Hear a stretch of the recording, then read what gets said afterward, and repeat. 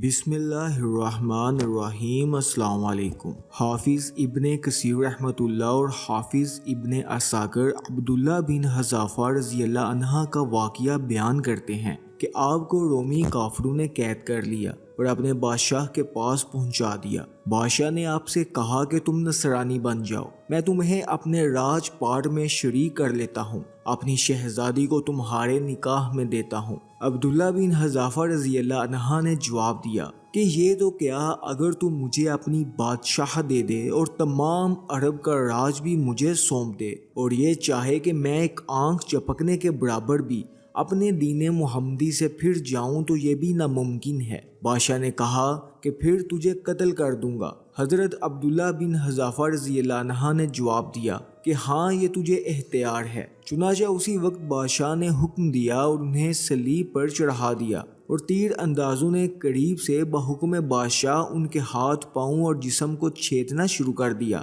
ناظرین گرامی، بار بار کہا جاتا کہ اب بھی نصرانیت قبول کر لو، اور آپ پورے صبر و استقلال سے فرماتے جاتے تھے کہ ہرگز نہیں۔ آخر بادشاہ نے حکم دیا کہ اسے سولی سے اتار لو اور پیتل کی بنی ہوئی دیگ خوب تپا کر آگ بنا کر لاؤ۔ چنانچہ وہ پیش ہوئی اور بادشاہ نے ایک اور مسلمان قیدی کی بابت حکم دیا کہ اسے اس آگ میں ڈال دو۔ اسی وقت حضرت عبداللہ بن حذافہ رضی اللہ عنہ کی موجودگی میں آپ کے دیکھتے ہوئے اس مسلمان قیدی کو اس میں ڈال دیا گیا۔ وہ مسکین صحابی اس وقت چرمڑ ہو کر رہ گئے، گوشت پوست جل گیا اور ہڈیاں چمکنے لگی۔ پھر بادشاہ نے حضرت عبداللہ رضی اللہ عنہ سے کہا کہ دیکھو، ابھی بھی وقت ہے، بات مان لو اور ہمارا مذہب قبول کر لو، ورنہ اسی آگ کی دیگ میں اس طرح تمہیں بھی ڈال کر ہلاک کر دیا جائے گا۔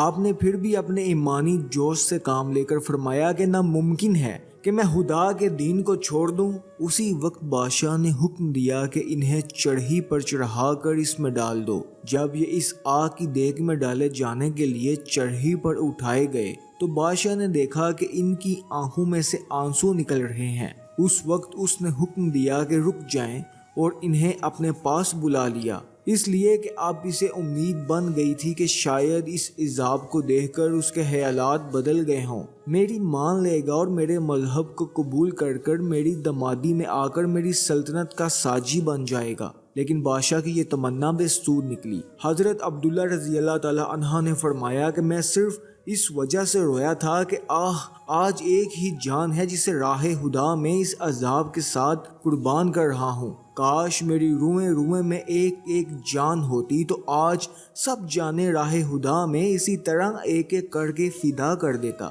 ناظرین گرامی، بعض روایات میں ہے کہ آپ کو قید خانہ میں رکھا اور کھانا پینا بند کر دیا گیا۔ کئی دن کے بعد شراب اور خنزیر کا گوشت بھیجا، لیکن آپ نے اس بھوک پر بھی اس کی طرف توجہ تک نہ فرمائی۔ بادشاہ نے آپ کو بلا بھیجا اور اسے نہ کھانے کا سبب دریافت کیا تو آپ نے جواب دیا کہ اس حالت میں میرے لیے جائز تو ہو گیا ہے، لیکن میں تجھ جیسے دشمن کو اپنے بارے میں خوش ہونے کا موقع بھی نہیں دینا چاہتا۔ اب بادشاہ نے کہا کہ اچھا، تم میرے سر کا بوسہ لے لو تو میں تمہیں اور تمہارے ساتھ کے تمام قیدیوں کو رہا کر دیتا ہوں۔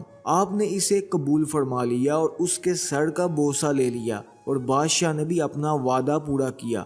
آپ اس طرح سے اپنے ساتھیوں کو چھڑانے میں کامیاب ہو گئے۔ عبداللہ بن حذافہ رضی اللہ عنہ یہاں سے آزاد ہو کر حضرت عمر فاروق رضی اللہ تعالی عنہ کے پاس پہنچے تو آپ نے انہیں بڑے ادب کے ساتھ ممبر رسول صلی اللہ علیہ وآلہ وسلم پر بٹھایا اور فرمایا کہ عبداللہ رضی اللہ تعالی عنہ اپنا واقعہ ہم کو سناؤ۔ چنانچہ جب آپ نے شروع کیا تو خلیفۃ المسلمین رضی اللہ تعالی عنہ کی آنکھوں سے آنسو بہنے لگے تو آپ نے فرمایا کہ ہر مسلمان پر حق ہے کہ عبداللہ رضی اللہ عنہ کی پیشانی چومے، اور میں ابتدا کرتا ہوں۔ یہ فرما کر پہلے آپ نے ان کے سر کا بوسہ لیا اور